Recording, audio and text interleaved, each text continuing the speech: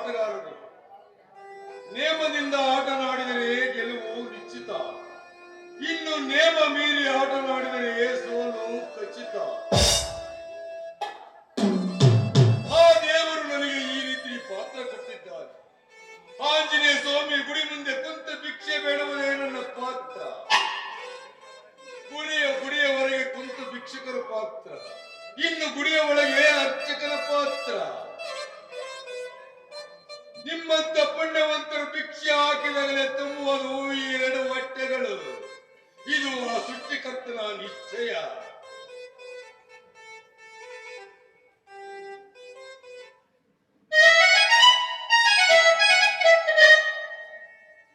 ಯಾಕಂದ್ರೆ ಒಬ್ಬರೇ ನಿಂತ್ಕೊಂಡು ಏನೋ ಮಾತನಾಡ್ತಾ ಇದ್ದೀರಲ್ಲ, ಏನಿದೆ ನಿನ್ನ ಜೀವನ ವ್ಯವಸ್ಥೆ ಇದೆ? ಜೀವನವೇ ಒಂದು ಗೋಣಿ ಚೀಲ ಇದ್ದಂತೆ. ಚಂದವಿದ್ದಾಗ ತುಂಬಿ ಅಟ್ಟಕ್ಕೆ ಏರಿಸುವರು. ಅದೇ ಚೀಲ ಹರಿದು 3 ತುಂಡಾದಾಗ ನೆಲಕ್ಕಾಕಿ ತುಳಿಯುವರಮ್ಮ, ನೆಲಕ್ಕಾಕಿ ತುಳಿಯುವರು. ನನ್ನ ಜೀವನವು ಒಂದು ಗೋಣಿ ಚೀಲದಂತಮ್ಮ, ಗೋಣಿ ಚೀಲದಂತೆ. ಹುಚ್ಚ ಹುಚ್ಚನೆಂದು ಪಟ್ಟ ಕಟ್ಟಿ ನೆಲಕ್ಕಾಕಿ ತುಳಿಯುತ್ತಾರಮ್ಮ, ನೆಲಕ್ಕಾಕಿ ತುಳಿಯುತ್ತಾರೆ. ಇವರಾಡುವ ಒಂದು ಮಾತುಗಳು ಕೂಡ ನನಗೆ ಅರ್ಥವೇ ಆಗ್ತಾ ಇದೆ. ಆದ್ರೆ ಇವರಿಗೆಲ್ಲೋ ಆಗಿರ್ಬೇಕು ಅಂತ ಕಾಣುತ್ತೆ. ಏನಪ್ಪ ನೀನು ಊಟ ಮಾಡ್ತೀಯ? ಊಟ ಊಟ ಮಾಡಿವೆ. ಒಲ್ಲೆ ಒಲ್ಲೆ ಯಮ್ಮ, ಅಯ್ಯೋ ಮೊನ್ನೆ ಊಟ ಕೇಳಿ ದೊಡ್ಡ ತಗೊಂಡು ಕಿವಿ ಗುರಿ ಮಾಡಿ ಕಳಿಸ್ಯಾರಮ್ಮ. ಊಟ ಬೇಡ ಬೇಡಮ್ಮ, ಬೇಡ. ಅಲ್ಲಿ ನೋಡು, ಹೊಡಿಲಿಕ್ಕೆ ಬರ್ತಿದ್ದಾರೆ. ಒಲ್ಲೆಮ್ಮ, ಒಲ್ಲೆ. ನಿಂತ್ಕೊಡ್ರಿ. ಅಯ್ಯೋ ಹೋಗ್ಬೇಡಿ, ನಾನು ಹೋಗ್ತಾ ಇದ್ದೀನಿ. ಬೇಡಮ್ಮ, ಬೇಡ ಬೇಡ. ಅಯ್ಯೋ ನಾನು ಕೂಗ್ತಾ ಇದ್ರು ಕೂಡ ಹಾಗೆ ಹೋಗ್ಬಿಟ್ರಲ್ಲ. ಆ ಇವರವನ್ನ ಬಲ್ಲವರ ಎಲ್ಲ ದೇವರಿವಾಗ.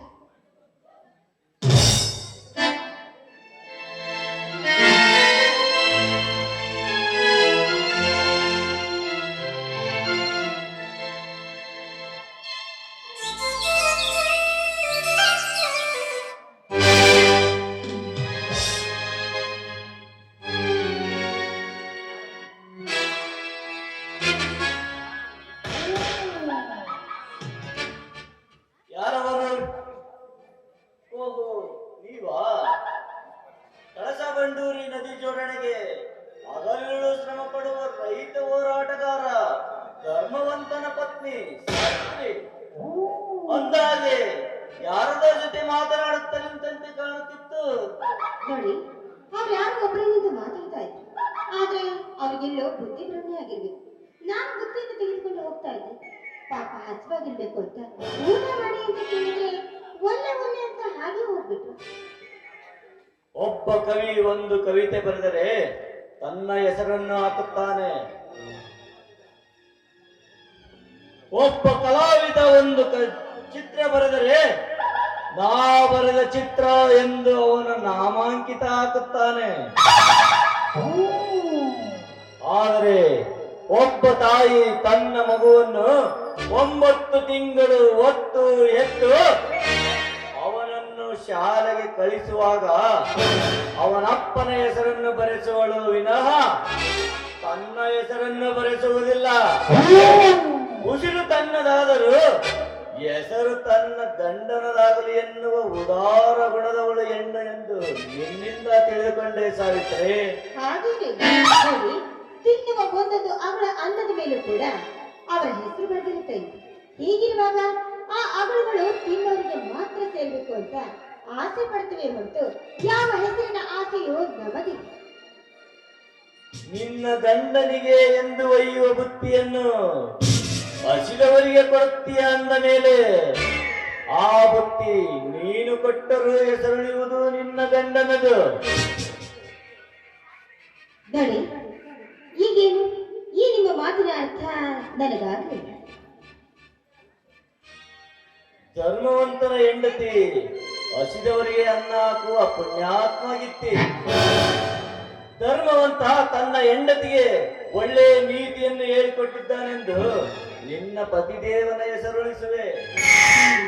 ನೋಡಿ, ಆದ್ರೆ ನನ್ನ ಪತಿದೇವರಿಗೆ ತೆಗೆದುಕೊಂಡು ಹೋಗ್ತಾರೆ ಈ ಬುತ್ತಿಯಲ್ಲಿ 4 ರೊಟ್ಟಿಗಳು. ಈಗ ನೀವು ಹಸ್ತಿದ್ದೀರಿ ಅನ್ನೋದೇ ಆದ್ರೆ ಇದರಲ್ಲಿ 2 ರೊಟ್ಟಿಗಳನ್ನ ನೀವು ತಿನ್ನಿ, ಇನ್ನುಳಿದದನ್ನ ನನ್ನ ಗಂಡನಿಗೆ ಒಯ್ತು. ಹಾಗೆ ನನಗಂತೂ ನಿಮ್ಮ ಪರಿಚಯ ಬೇಕು. ನನ್ನ ಹೆಸರನ್ನು ಹಿಡಿದು ಕೂಗ್ತಾ ಇದ್ದೀರಿ ಅಂದ್ರೆ ನೀವ್ ಯಾರು ಅಂತ ನಾನು ಕೇಳ್ಬೋದು? ನನ್ನ ಪರಿಚಯ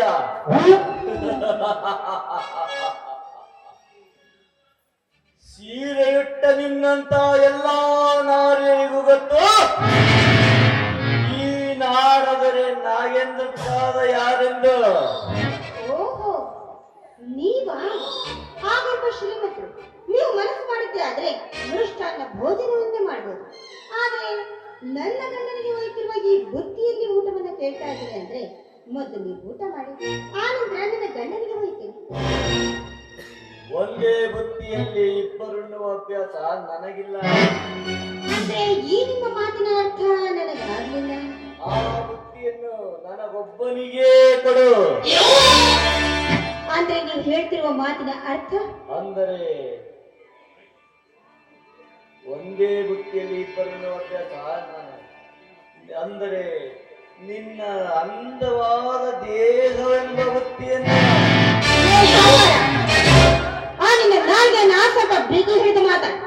ಆ ಬ್ರಹ್ಮ ಸೃಷ್ಟಿಸಿರುವ ಈ ಹೆಣ್ಣಿನ ಸೌಂದರ್ಯದಲ್ಲಿ 7 ಹೆಜ್ಜೆಯನ್ನಿಟ್ಟು ಸಪ್ತಪನೆಯನ್ನು ತೊಳೆದ ಮೇಲೆ ನನ್ನ ಗಂಡನಿಗೋಸ್ಕರ ಈ ದೇಹವನ್ನ ಮುಡಿಪಾಗಿಟ್ಟಿದ್ದ ನಿನ್ನ ಕಾಮ ಪಿಶಾಚಿಗಳಿಗಲ್ಲ.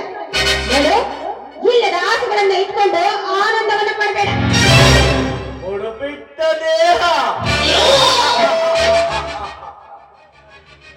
ನಿನ್ನ ಗಂಡನಿಗೆ ಎಂದು ಒಯ್ಯುವ ಬುತ್ತಿಯನ್ನು ನಮ್ಮಂತವರಿಗೆ ಕೊಡುವೆಯ ಸಾವಿತ್ರಿ?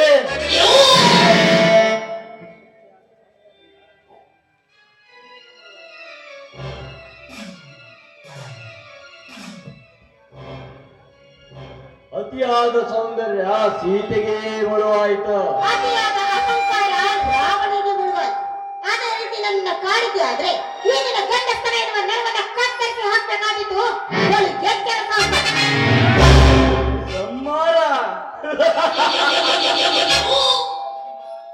16 ಮಾದ ಸೀರೆಯುಟ್ಟ ಸುಭದ್ರೆಗೆ ಇಷ್ಟೊಂದು ಗರ್ವ ಇರಬೇಕಾದರೆ ಮಾರಿ ತುಂಬ ಮೀಸೆ ಹೊತ್ತು ಗಂಡಸನಾದ ನನಗೆ ಎಷ್ಟಿರಬಾರದು?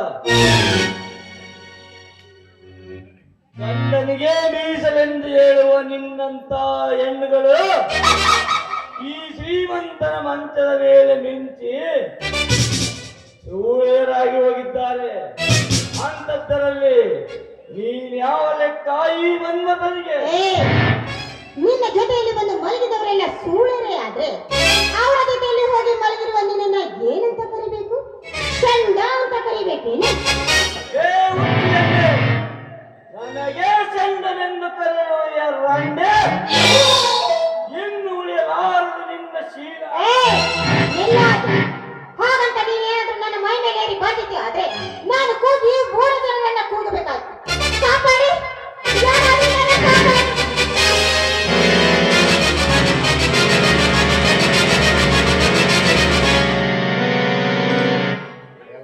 ಸೊಕ್ಕಿನ ಸಾಕಾರ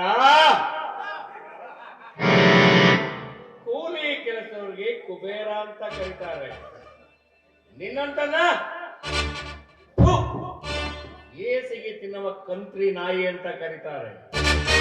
ನಿನ್ನ ಕೆಟ್ಟ ದೃಷ್ಟಿನ ನಕ್ಕನ ಮೇಲೆ ಬಿದ್ದೀತೆಂದ ಮೇಲೆ ಇನ್ನು ಉಳಿಯಲಾರದು ಈ ನಿನ್ನ ರುಂಡ. ಹೌದು ಬೇಗಣ ಗಂಡು ಗೊಡಲಿ ತೋರಿಸಿದರೆ ಎದುರುವನಲ್ಲ ಈ 7 ಗುಂಡಿಗೆ ಒಡೆಯ. ಈ ಶ್ರೀಮಂತನ ಬಳಿ ಸುಖ ಬಯಸಿ ಬಂದವಳು ನಿನ್ನಕ್ಕ. ನಾನು ನಿನ್ನನ್ನ ಹಂಬಲಿಸಿ ಬಂದೆ. ಇಂಥ ಮಾತಾಡೋದಕ್ಕೆ ನಾಚಿಕೆ ಆಗ್ಬೇಕು ಈ ನಿನ್ನ ಹೇಸಿಗೆ ಜನ್ಮ. ಸಾವಿತ್ರಿ, ನಿನ್ನ ತಮ್ಮನ ಬಲದಿಂದ ಬಾಯಿಗೆ ಬಂದಂತೆ ಮಾತನಾಡಿದ್ದೆ. ಆದರೆ ಮಾತನಾಡುವುದಷ್ಟೇ ಅಲ್ಲ ಸಾವುಕಾರ, ಕಾಮದ ಮತವೇರಿದ ನಾಮರ್ದನನ ಮಗನೇ, ನಿನ್ನನ್ನ ಕತ್ತೆಯ ಮೇಲೆ ಕೂಡಿಸಿ ಮೆರವಣಿಗೆ ಮಾಡಬೇಕು. ಪಕ್ಕದಿಂದ ನಡೆದ ಶ್ರೀರಾಮಚಂದ್ರ ಸೋತಿದ್ದು ಯಾವ ಚರಿತ್ರೆಯಲ್ಲೂ ಇಲ್ಲ. ಅಟ್ಟಹಾಸದೆ ಮೆರೆದ ರಾವಣನನ್ನು ಮನುಷ್ಯನೆಂದು ಕರೆದಿರುವುದು ಯಾವ ಇತಿಹಾಸದಲ್ಲೂ ಇಲ್ಲ. ಪಗಡೆ ಆಟದಲ್ಲಿ ಪಾಂಡವರು ಪಾಂಚಾಲಿ ಎಂದು ಕರೆಸಿಕೊಂಡ ದ್ರೌಪದಿಯನ್ನು ಗಂಡನೆದರೆ ವಸ್ತ್ರ ಅಪಹರಣ ಮಾಡುವ ಇಡೀ ಸಭೆ ನೋಡಿ ನಕ್ಕಿದ್ದು ಮರೆತಂತಿದೆ. ಅಂದು ನಕ್ಕವರು ಕುರುಕ್ಷೇತ್ರ ಆ ಧರ್ಮ ಯುದ್ಧದಲ್ಲಿ ನಭಕ್ಕೆ ಉಳಿದಿರಲಿಲ್ಲ. ಕೌರವರು ಮಾಡಿದ ಕರ್ಮ ಫಲಕ್ಕಾಗಿ ನಭಕ್ಕೆ ಒಬ್ಬ ಕುಲ ಬೆಳಗಲು ನಭಕ್ಕೆ ಒಬ್ಬ ಕೌರವರು ಉಳಿದಿರಲಿಲ್ಲ. ಇನ್ನು ಈ ಕಲಿಯುಗದ ಕೌರವನ ಅಂತ್ಯ ಆಗುವುದು ನಿಶ್ಚಿತ. ನರವ್ಯಾಘ್ರ ನೆನೆಸಿಕೋ ನಿನ್ನ ಮನೆ.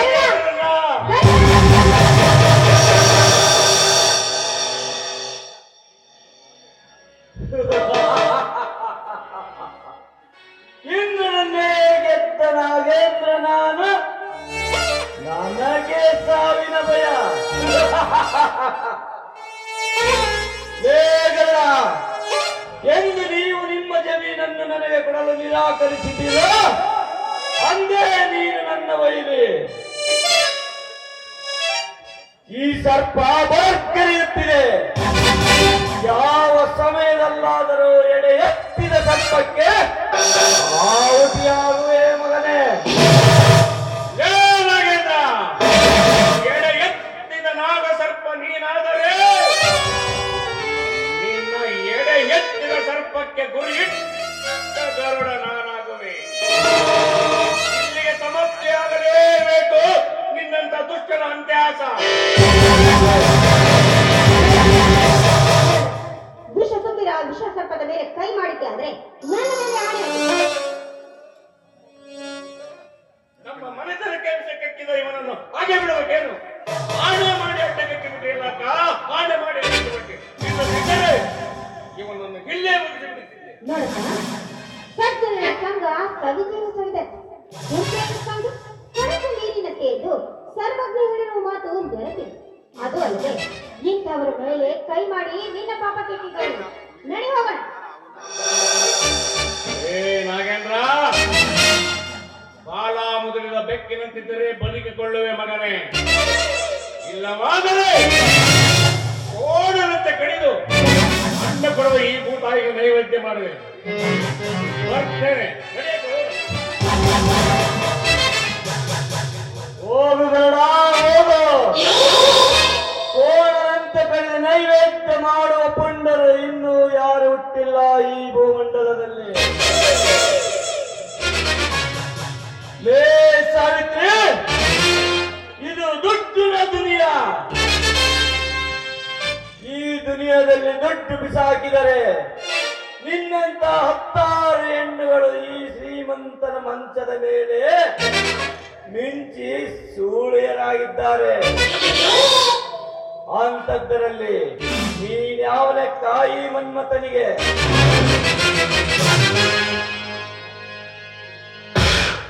ಏ ಸಾವಿತ್ರಿ, ಮದವೇರಿದ ಈ ನಿನ್ನ ದೇಹವನ್ನು ಅರಿದು ತಿನ್ನಬೇಕೆಂದರೆ ನಟ.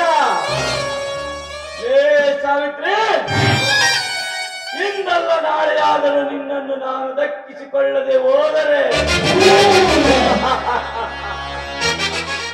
ನಾನು ನಮ್ಮಪ್ಪನ ಮಗನೇ ಅಲ್ಲ.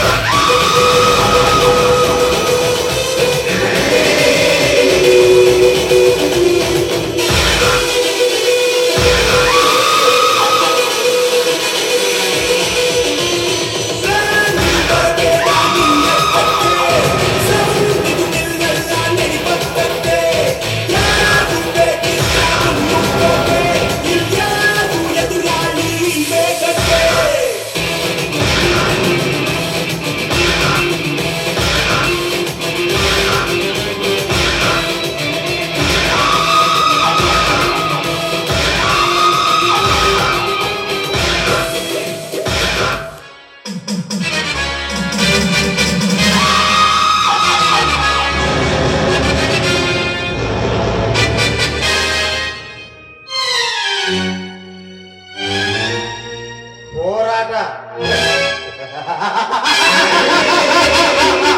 ಹೋರಾಟ ತಾಯ್ನಾಡಿಗೋಸ್ಕರ ವೀರ ಯೋಧರ ಹೋರಾಟ. ತಾಯ್ನಾಡಿಗೋಸ್ಕರ ತಮ್ಮ ಪ್ರಾಣವನ್ನೇ ಪಣಕ್ಕಿಟ್ಟು ತೊಟ್ಟು ನಿಂತಿದ್ದಾರೆ ನಮ್ಮ ದೇಶದ ವೀರ ಯೋಧರು. ರಾಮನೆಂಬ ಯೋಧ ತಾಯ್ನಾಡನ್ನು ರಕ್ಷಿಸಿದರೆ, ಲಕ್ಷ್ಮಣನೆಂಬ ರೈತ ಭೂತಾಯಿ ಎಂಬ ಮಣ್ಣಲ್ಲಿ ಧರ್ಮದ ಬೀಜ ಬಿತ್ತಿ ಸತ್ಯವೆಂಬ ದವಸ ಧಾನ್ಯ ಬೆಳೆದು ಉಣ್ಣಲು ಅಮೃತ ಕಲ್ಪಿಸಿಕೊಟ್ಟ ಮಹಾನುಭಾವರು. ಅನ್ನ ಕೊಡುವ ರೈತ, ದೇಶ ಕಾಯುವ ಯೋಧ ನಮ್ಮ ದೇಶದ 2 ರತ್ನಗಳಿದ್ದಂತೆ.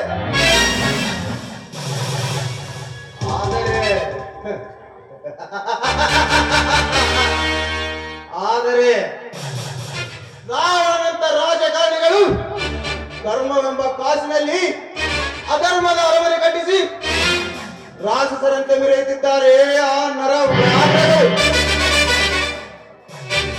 ಅಂತ ನರವ್ಯಾಘ್ರಗಳ ಗರ್ವಹಿಸುವುದೇ ಈ ಗಜಪಡೆಗಳ ರಾಜ ಒಂಟಿ ಸಲಗ ಗಜೇಂದ್ರನೇ ಗುರಿ.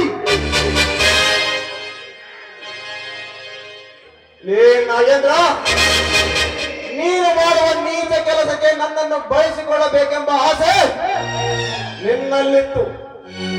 ಆದರೆ ಅದಾಗಲೇ ಎಂಬ ಮಾತ್ರಕ್ಕೆ ನಮ್ಮಂತ ಅಮಾಯಕರನ್ನು ಹೊರೆಯಾಕಿ ನಿನ್ನ ಸಮಾಧಿಯನ್ನು ನೀನೇ ತೋಡಿಕೊಂಡಿರುವೆ. ನಾಗೇಂದ್ರ, ಇನ್ನು ಮುಂದೆ ನೀನು ಮಾಡುವ ಅನ್ಯಾಯವನ್ನು ಮಟ್ಟ ಹಾಕಿ ಅಧರ್ಮವನ್ನು ಮೆಟ್ಟಿ ನಿಲ್ಲುವ ದಿಟ್ಟ ಹೋರಾಟಗಾರ ಈ ಗಾನವೆತ್ತ ಗಜೇಂದ್ರ.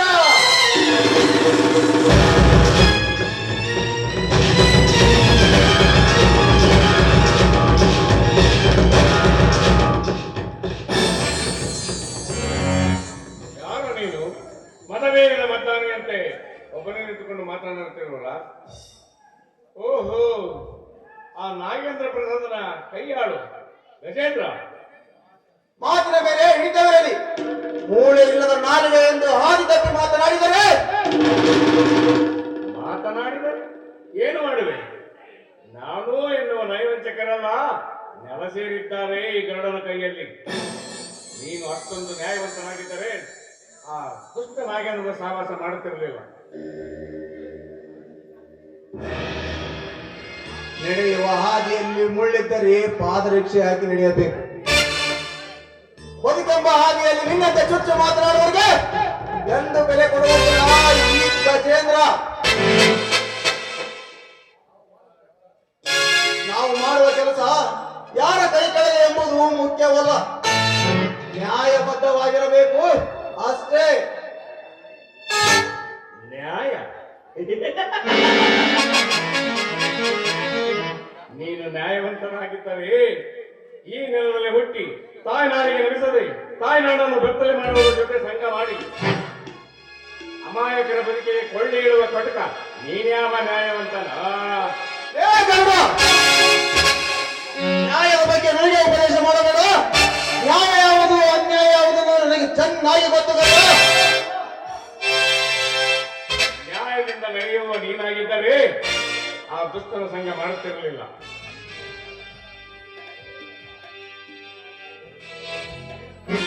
ಏನು ತಿಳಿಗೇಡಿಯಂತೆ ಮಾತನಾಡಬೇಡ ಗರುಡ. ಆ ನಾಗೇಂದ್ರ ಮಾಡುವ ಅನ್ಯಾಯವನ್ನು ಸಹಿಸದೆ ಅವನ ಕೆಲಸಕ್ಕೆ ಗುಟ್ಟು ಬಾ ಹೇಳಿ ಬಹಳ ದಿನಗಳೇ ಆಯಿತು.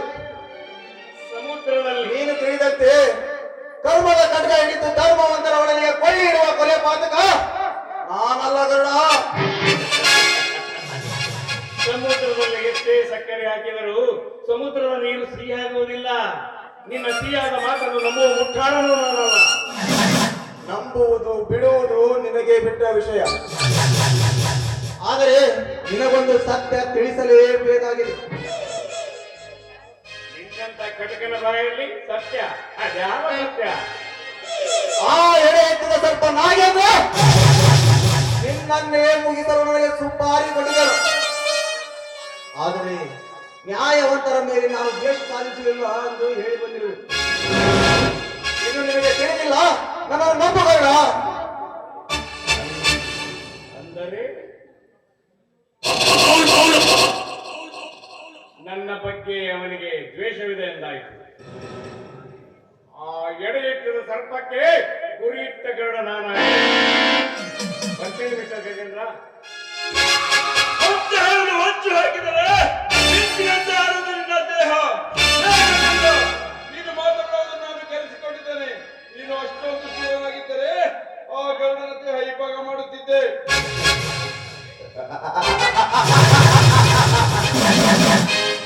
ಏ ಕೀರ್ತಿರಾಜ, ನ್ಯಾಯದಿಂದ ನಡೆಯುವವರಿಗೆ ಯಾರ ಭಯವೂ ಇರುವುದಿಲ್ಲ. ನೀನು ಸೇರಿಸಿಕೊಂಡರೆಷ್ಟು ಬಿಟ್ಟರೆಷ್ಟು. ಧರ್ಮವ ಕಾಯುವ ಕನಿಮರನ್ನು ಕೊಚ್ಚಿ ಹಾಕುವುದೇ ಈ ಗಜೇಂದ್ರನ ಗಟ್ಟಿ ನಿರ್ಧಾರ. ಗಟ್ಟಿ ನಿರ್ಧಾರ ಮಾಡಿದಂತ ಗಂಡು ಬಳಗನ್ನು ಈ ಕೀರ್ತಿರಾಜ ಮುಟ್ಟಿ ನೋಡಲೇ ಈ ಧರ್ಮದ ಹುಲಿಯನ್ನ. ಹಸಿದ ಹೆಪ್ಪುಲಿಯಂತೆ ಬಗೆದು ತಿನ್ನುವೆ ಈ ನಿನ್ನ ದೇಹವನ್ನ. ಬುದ್ಧಿ ಸಾಯಿಸಲು ನನ್ನ ನೀನು ಕುರಿ ಮರಿಯನ್ನು ಕಂಡಿದೆಯೇನೋ? ನಿನ್ನಂತ ಪುಂಡರು ಯಾರು ಉಳಿದಿಲ್ಲ ಈ ಭೂಮಂಡಲದಲ್ಲಿ.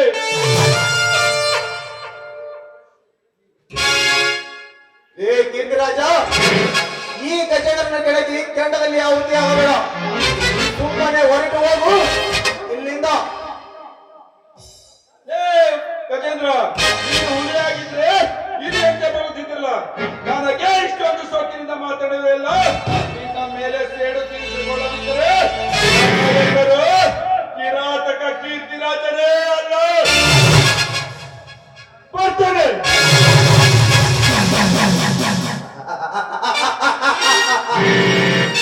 ನಿಮ್ಮಂತ ಕಿರಾತಕರ ಚಿರಚ್ಛೇದನ ಮಾಡುವ ಸಿದ್ಧನಾದ ಈ ಗಜೇಂದ್ರನನ್ನು ನಿಮ್ಮಿಂದಲೂ ಏನು ಮಾಡಲು ಸಾಧ್ಯವಿಲ್ಲ. ನಿಮ್ಮಪ್ಪನಿಂದಲೂ ಏನು ಮಾಡಲು ಸಾಧ್ಯವಿಲ್ಲ.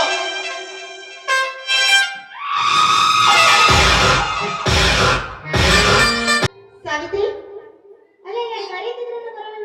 ಮೋನಿಕಾ, ಕರೆವಳಿ.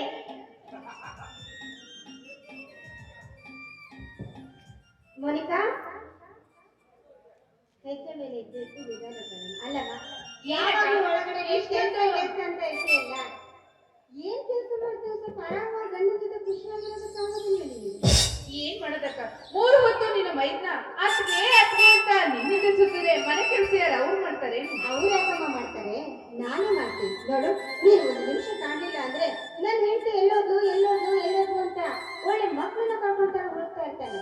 ಸ್ವಲ್ಪ ಗಂಡ ಹೆಂಡತಿ ಇದ್ರು ಸಂತೋಷವಾಗಿರೋದನ್ನ ಕಲೀರಿ. ಮನೆ ಕೆಲಸ ಎಲ್ಲ ನಾನ್ ಮಾಡ್ಕೊಳ್ತೀನಿ. ಆಯ್ತು ಬಿಡಕ್ಕ, ನೀವ್ ಯಾರಕ್ಕೆ ಹೇಳ್ತಿರೋ ಅದೇ ರೀತಿ ಕೇಳ್ತೀನಿ. ಏನಕ್ಕ ಯಾವಾಗ್ಲೂ ನನ್ನ ಕಾಲು ಎಳೆಯೋದ್ರಲ್ಲಿ ಇರ್ತಿರಲ್ಲ, ಇದು ಬಿಟ್ರೆ ಬೇರೆ ಏನ್ ಕೆಲಸ ಇಲ್ವಾ ನಿಮಗೆ? ಹಾಗೇನೇ ಇಲ್ಲಮ್ಮ, ಗಂಡ ಹೆಂಡತಿ ಚೆನ್ನಾಗಿರ್ಲಿ ಅಂತ ಅಲ್ಲ. ನಾನ್ ಮದುವೆ ಆಗೋ ಹೊಸದ್ರಲ್ಲಿ ನಿಮ್ ಭಾವ ನನ್ನನ್ನ ಕಮ್ಮಿ ಯಾವಾಗ್ಲೂ ನನ್ನ ಪಕ್ಕದಲ್ಲೇ ಕೂತು ಜಗಳ ಮಾಡ್ತಾ ಇದ್ರು ಗೊತ್ತಾ? ಏನ್ ಮಾಡೋದಕ್ಕ, ಜಗಳ ಮಾಡೋದಕ್ಕೆ ನೀವು ಟೈಮೇ ಕೊಡುದಿಲ್ಲ. ಯಾವಾಗಾದ್ರೂ ತಂಗಿ ತಂಗಿ ಅಂತ ಯಾವಾಗ್ಲೂ ಕರೀತಾರೆ. ಟೈಮಲ್ಲಿ ಜಗಳ ಮಾಡ್ಬೇಕು, ಟೈಮ್ ಮಾಡ್ಕೊಂಡು ಮಾಡ್ಬೇಕು, ಸುಮ್ನೆ ಜಗಳ ಮಾಡಕ್ ಆಗೋದಿಲ್ಲ.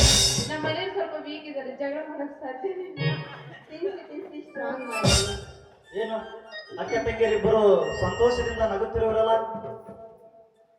ರೀ, ನಿಮ್ ತಮ್ಮ ಇದ್ದಾನಲ್ಲ, ಅವ್ರು ಹೇಳ್ತೀರಾ ಒಂದು ನಿಮಿಷನೇ ಬಿಟ್ಟಿರೋದಿಲ್ಲ. ಅದಕ್ಕೆ ಹಾಗೆ ಅವಳಿಗೆ ತಮಾಷೆ ಮಾಡ್ತಾ ಇದ್ದೆ ಅಲ್ವೇನೆ?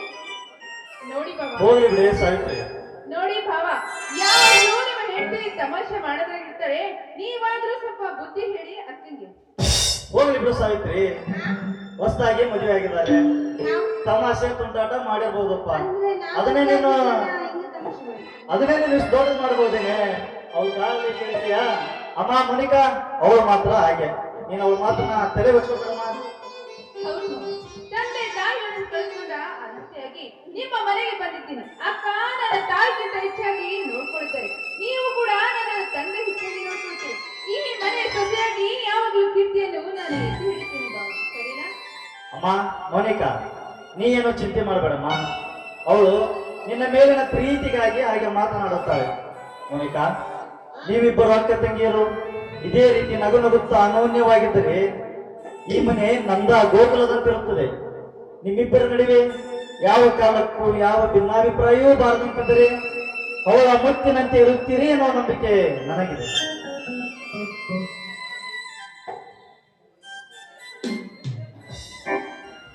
ಅತ್ತಿಗೆ ಅತ್ತಿಗೆ ಮೋನಿಕಾ ಎಲ್ಲಿ ಅತ್ತಿಗೆ? ಅಯ್ಯಯ್ಯೋ, ಯಾಕಪ್ಪ ಇಷ್ಟೊಂದು ಗಾಬರಿ ಆಗ್ತಾ ಇದೆಯಾ? ನೋಡಿ ನೀನ್ ಹೇಳ್ತಿ ಇವಳೇ ಇನ್ನು ಅಲ್ಲೇ ಮೋನಿಕಾ, ನನ್ನ ಶರ್ಟ್ ಕಾಣಿಸುತ್ತಲ್ಲ, ಎಲ್ಲಿಟ್ಟಿದ್ವಿ? ಶರ್ಟ್ ಕಾಣಿಸ್ತಾ ಇಲ್ವೋ, ನಿನ್ನ ಸತೆ ಕಾಣಿಸ್ತಾ ಇಲ್ವಪ್ಪ? ಅಲ್ಲೇ ಅತ್ತಿಗೆಮ್ಮ, ನೀನು ತಮಾಷೆ ಮಾಡ್ತೀರ ಅತ್ತಿಗೆಮ್ಮ. ನಿನ್ನ ಹತ್ರ ಇದೆ, ಇನ್ಯಾರ ಹತ್ರ ಮಾಡೋದು? ನನ್ನ ಶರ್ಟ್ ಕಾಣಿಸುತ್ತಿಲ್ಲ ಅತ್ತಿಗೆಮ್ಮ, ಅದಕ್ಕೆ ಕೇಳಿದೆ. ಕರ್ಕೊಂಡು ಹೋಗಿ ಹುಡುಕ್ಕೊಳ್ತಾಳೆ ಪಾಪ. ರೀ, ಅಲ್ಲ ಒಳಗಡೆ ಇಟ್ಟಿದ್ದಲ್ಲ, ಹುಡುಕಕ್ಕಾಗೋದಿಲ್ಲ. ಏರಿ, ನಾನೇ ಹುಡುಕೊಡ್ತೀನಿ, ನಡೀರಿ. ಮೊದಲ ಅತ್ತೆ ಇಲ್ಲಿ ಕಾಟ ಸಾಕಾಗ್ತದೆ. ರಾಜೇಶ ನಿಂತ್ಕೋ ಬಾಯ್. ಮೋನಿಕಾಗೆ ಬಟ್ಟೆ ಇಲ್ಲ ಅಂತ ಕಾಣುತ್ತದೆ. ಅವಳನ್ನ ಈಗಲೇ ಪೇಟೆ ಕರ್ಕೊಂಡು ಹೋಗಿ ಅವಳಿಗೆ ಜೊತೆ ಬಟ್ಟೆ ತೆಗೆದುಕೊಂಡು ಬರಪ್ಪ. ತೆಗೆದುಕೋ. ಇಲ್ಲ ಇಲ್ಲ, ಕ್ಯಾಶ್ ಕೈ ಕೊಡಿ ಕಣ್. ಫೋನ್ ಮಾಡ್ತೀವಿ. ಆಯ್ತು ಅಣ್ಣ, ಈಗಲೇ ಕರೆದುಕೊಳ್ತು ಹೋಗ್ತೇನೆ. ಬಾ ಮೋನಿಕಾ. ಶರ್ಟ್ ಹಾಕೊಂಡು ಹೋಗ್ತಾಳೆ, ಹಂಗೆ ಹೋದ ನಾನು. ಅಕ್ಕ ಬಾವ, ನಾವಿನ್ನು ಹೋಗ್ತೀವಿ. ನೀವು ಸರಸದಲ್ಲ ಅದೇ ಇದ್ದಿದ್ದೆ, ಅದು ದಿನನಿತ್ಯ ನಡೀತು. ಆಯ್ತು, ಮುಂದುವರಿಸಿ. ಒಳಗೋಗಿ ನಾವು ಮುಂದುವರಿಸುತ್ತೇವೆ. ಅಲ್ಲ, ಶರ್ಟ್ ಹಾಕೊಂಡು ಹೋಗ್ಲೇ, ಹಂಗೆ ಹೋಗ್ಬೇಡ. ರಾಜೇಶ, ಮೈ ಮೇಲೆ ಒಂದು ಅಂಗಿ ಹಾಕೊಂಡು ಹರಿದು ಹೋಗಪ್ಪ. ಊರ ಸಣ್ಣ ಎದುರ್ಕೋ. ನಿನ್ನನ್ನು ನೋಡಿ ಅವ್ರು ಕಳ್ತಿರೋದು, ನೀನ್ ಸರಿ ಅಂದ್ರೆ ಅವ್ರು ಸರಿ ಇರೋದು. ಏನು ಸಾವಿತ್ರಿ, ನಿನ್ನ ಮುಖ ಯಾಕೋ ಸಣ್ಣದಾದಂತೆ ಕಾಣುತ್ತಿದೆಯಲ್ಲ? ನೋಡಿ, ಯಾಕೋ ತುಂಬಾ ಬೇಸರ ಆಗ್ತಾ ಇತ್ತು, ಅದಕ್ಕೆ. ಯಾಕೆ ಸಾವಿತ್ರಿ, ಅಂತದ್ದೇನಾಗಿದೆ ಮನಸ್ಸು ಕಸಿ ಆಗಲು? ನಿಮ್ಮಿಂದ ಯಾವ ತಪ್ಪಾಗುತ್ತೆ? ಎಷ್ಟೇ ಆಗಲಿ ನಿನ್ನ ಸುಮ್ಮನೆ ಅಲ್ವಾ? ಮತ್ತೆ ನನ್ನ ಸತಿಯ ಮುಖ ಸಣ್ಣದಾದರೆ ನನಗೆ ಚಿಂತೆ ಆಗುವುದಿಲ್ಲವೇನೆ? ಹೋಗ್ಲಿ ಬಿಡಿ ರೀ. ಅದಕ್ಕೆ ಇವಾಗ ಏನ್ ಮಾಡ್ಬೇಕು? ಏನು ಮಾಡೋದು ಬೇಡ, ಒಂದು ಸಿಹಿ ಮುತ್ತು ನೀಡಿ ಪ್ರೇಮವೆಂಬ ಮತ್ತಿನಲ್ಲಿ ತೇಲಾಡಿಸಬಾರದ ನನ್ನ ಚಲವೇ? ಆಯ್ತು.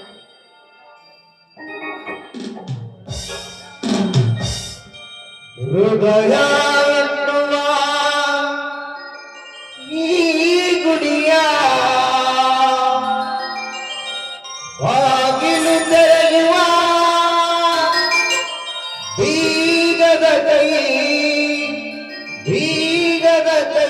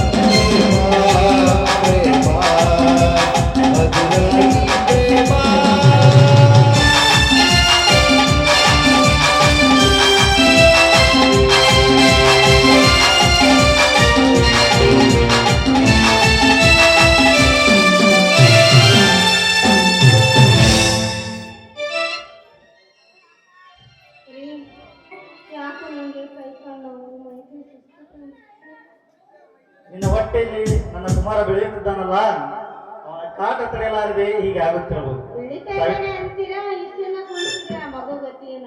ಅದು ಇಲ್ಲ ಸಾವಿತ್ರಿ, ಒಳಗೆ ಹೋಗಿ ವಿಶ್ರಾಂತಿ ತೆಗೆದುಕೊಂಡ್ರೆ ಎಲ್ಲವೂ ಸರಿ ಹೋಗುತ್ತದೆ. ಬಾ, ಒಳಗೆ ಹೋಗಿ ಮಲಗಿದ್ದೀನಿ.